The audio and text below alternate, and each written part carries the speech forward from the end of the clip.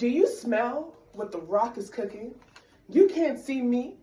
What you gonna do now, brother, are some of the most iconic WWE catchphrases throughout the years. Today I'll be talking to you about Hulk Hollywood Hogan and how his career, his legacy, and how he became a household name. Hulk Hogan was born in 1953 in Augusta, Georgia. He soon outgrew all of his classmates and all of his friends, standing at a whopping foot of 6'8". Hulk Hogan went on to play baseball. Throughout his baseball career, he was very, very good at it and received multiple scholarships. But in his senior year of high school, he ended up hurting his arm and couldn't play baseball anymore. By 1979, he soon went on to do wrestling. By doing wrestling, he was picked up quickly by Vincent McMahon. Vincent McMahon is the owner and the CEO of the World Wrestling Federation, or now today known as WWE. After being picked up, he made his debut in the 1989 WrestleMania, where he took on the greats like Andre the Giant and Ric Flair. After taking on these legends, he decided, I want to move on to something better. So he moved on to being in TV shows. He even had his own animated TV show and appeared in multiple movies such as Gremlins and the movie Air. After becoming a household name, his net worth went to the top. He was making among the highest salary of all the WWE wrestlers at the time. According to Hulk Hogan by biography.com, it says Hulk Hogan's total fortune is at around $25 million as of July 2024. However, during the later years of his career, he started to make racial remarks that left his career and his legacy to be stained.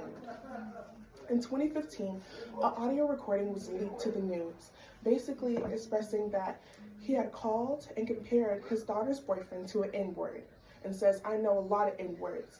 The audio recording is 1 minute and 48 seconds long, and it can be heard at 1 minute and 3 seconds. This audio took over the media and news world, as to the point where it was at TMZ, BBC, the News Today, the New York Times even. After this went viral, it took up to 3 years for him to publicly apologize, to try and move on, and to make corrections to his mistakes.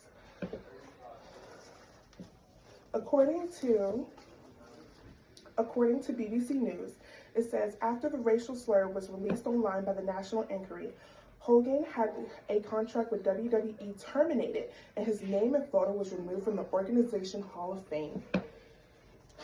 After being removed, he was very, very devastated until, of course, 2018. And in 2018, he would go on to sign another contract with WWE, but this contract wouldn't last very, very long, as he would only make a few appearances throughout the years with WWE. It all came to a head on January 6, 2025, when he appeared on the Monday Night SmackDown, which was the first ever appearance on Netflix. At this time, he walked out to the stage, and as soon as he was seen by the audience, he was instantly met with boos. The audience had booed him off the stage, booed him from taking off his shirt, and booed him from referring to his fans. According to the Los Angeles Times by Houston Mitchell, it says, except Hulk Hogan, who has probably received more cheers than anyone in wrestling history, was met with overwhelming boos. On a night that should have been amazing, he was met with boos and was booed out of the building.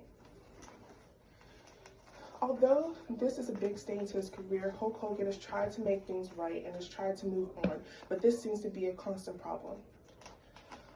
His case goes to show that even though you can be a larger-than-life person, even though you do have the fame, the legacy, the story, and you did become the icon, that sometimes personality and how you treat others is more important. Thank you. My name is Lauren Green.